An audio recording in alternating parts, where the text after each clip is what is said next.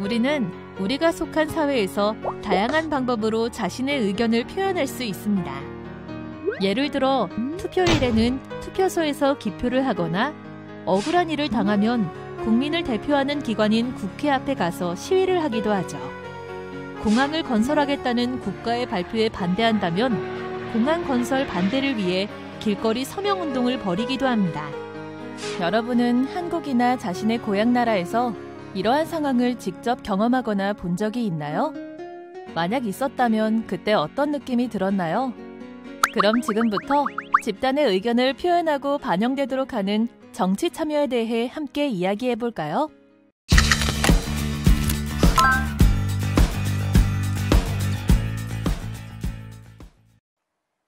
안녕하세요. 여러분은 내세우고 싶은 의견이 있다면 어떻게 하시나요?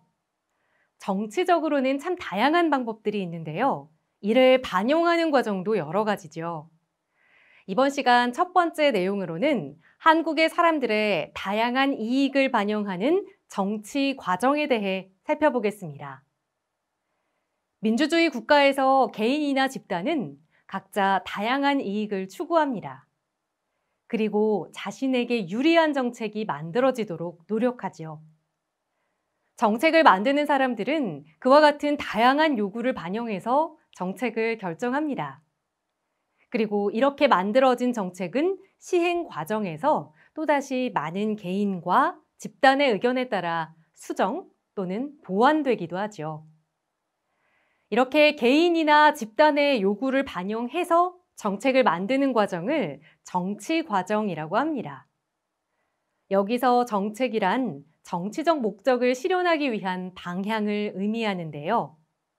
국가의 정책은 우리의 일상생활에 많은 영향을 미치므로 어떤 정책이 어떻게 만들어지는지에 대해 늘 관심을 가져야 합니다.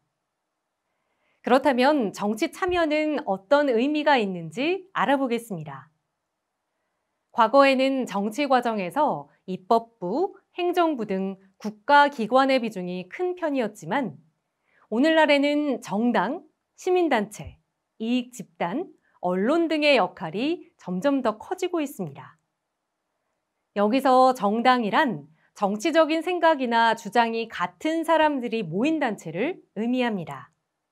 그리고 언론이란 말이나 글로 어떤 사실이나 자신의 생각을 표현하는 일 또는 그러한 일을 하는 기관을 의미하죠. 이때 민주국가의 국민은 선거는 물론 집회, 서명 등 다양한 방법으로 정책 결정이나 사회적 쟁점 해결 과정에 영향을 미치는데 이러한 모든 행동을 가리켜 정치 참여라고 합니다. 자, 그렇다면 이 정치 참여는 왜 중요할까요? 정치 참여는 국민이 나라의 주인임을 증명하는 것으로서 민주정치 발전에 매우 중요하다고 할 수 있습니다. 국민이 정치에 적극적으로 참여할 때 국민 주권과 국민 자치가 실현되지요. 여기서 국민 주권이란 국가의 일을 결정하는 최고 권력인 주권이 국민에게 있는 것을 의미합니다. 또한 국민 자치란 주권을 가진 국민이 스스로 나라를 다스려야 한다는 것을 의미하지요. 이 정치 참여를 통해 국민의 이익을 증진할 수 있습니다. 자, 그렇다면 만약 국민이 정치에 무관심하면 어떻게 될까요? 몇몇 개인이나 집단만이 정부 정책에 영향을 주게 되고 결국 국민의 뜻에 맞지 않는 정책이 만들어질 수도 있는 것이죠. 알아두면 좋은 플러스 팁, 어떤 팁인지 살펴볼까요? 정치 과정은 어떻게 이루어질까요? 민주사회의 정치 과정에서는 개인이나 집단이 제기하는 다양한 요구와 지지가 정당이나 언론 등을 통해 수렴 또 조정됩니다. 또 국회나 정부 등의 국가기관에서는 이런 여론을 바탕으로 정책을 결정하고 이를 정부가 집행하며 정책이 집행되는 과정에서 국민의 평가를 받게 됩니다. 그 이후 정책에 관해 문제점을 발견하거나 국민의 새로운 요구를 정책에 반영하는데 이를 환류라고 합니다.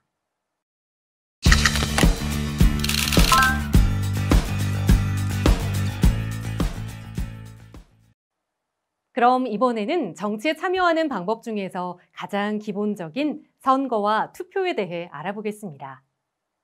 국민은 선거에 참여하며 대표자를 뽑고 정치적 결정에 영향을 미치게 됩니다.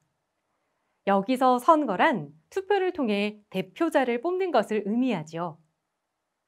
국가의 중요한 정책을 결정하는 국민 투표에 참여해서 자신의 의사를 나타낼 수도 있습니다.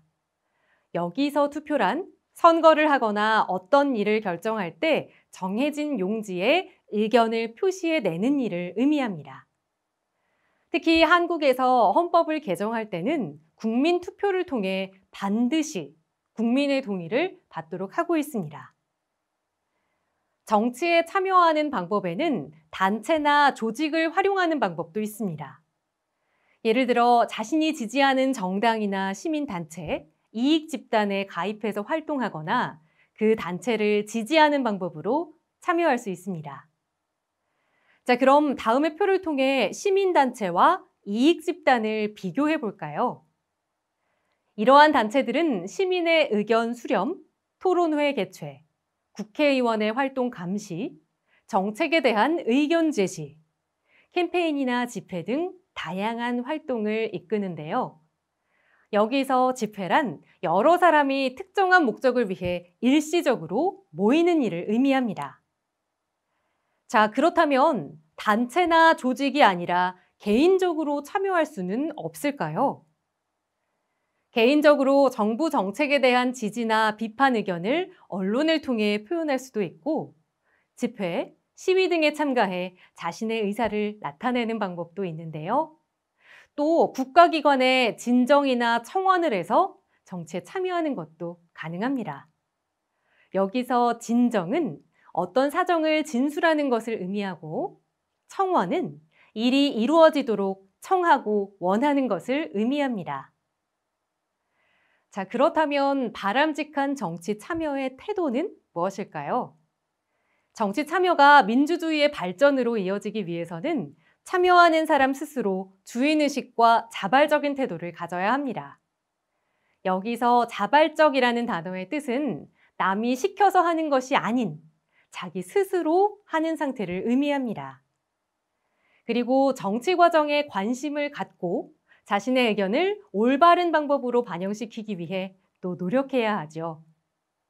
다른 사람의 입장과 의견을 존중하며 공동의 이익을 생각하는 시각 역시 필요할 겁니다. 알아두면 좋은 플러스 팁. 이번 팁은 어떤 내용일까요? 여러분은 외국인을 위한 이익 집단과 시민단체가 있다는 것 알고 계셨나요? 2020년 정부와 지자체는 코로나19 사태로 인해 힘들어하는 사람들을 지원하고 또 침체되는 소비를 활성화하기 위해 긴급 재난지원금 정책을 펼쳤습니다.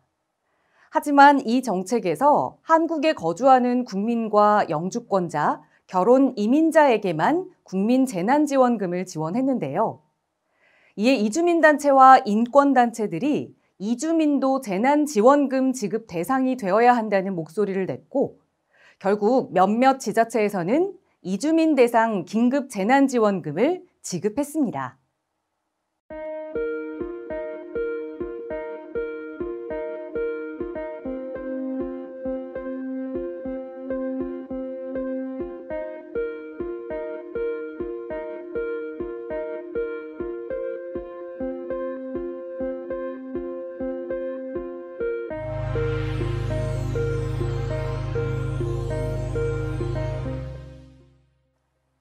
지방선거를 앞두고 유권자의 선거 무관심이 심각한 것으로 나타난 조사가 있었습니다. 20, 30대의 젊은 층은 시장 후보의 이름조차도 모를 정도로 지방선거에 무관심한데요. 이에 한 대학생은 지방선거가 6월인 것은 아는데 정확한 날짜는 모른다. 누가 시장이 되더라도 내가 사는 지역이 변화될 게 없다고 생각한다. 라면서 정치 혐오감을 드러내기도 했죠. 반면 40대부터 60대의 중장년층은 젊은 층에 비해서는 선거에 대한 관심과 정보를 가지고는 있지만 침체된 경기와 민생 문제로 정치 혐오감을 보이고 있었습니다. 자, 이렇게 시민들이 정치에 무관심하면 어떤 일이 일어날지 여러분의 생각과 함께 이야기를 나눠보시기 바랍니다.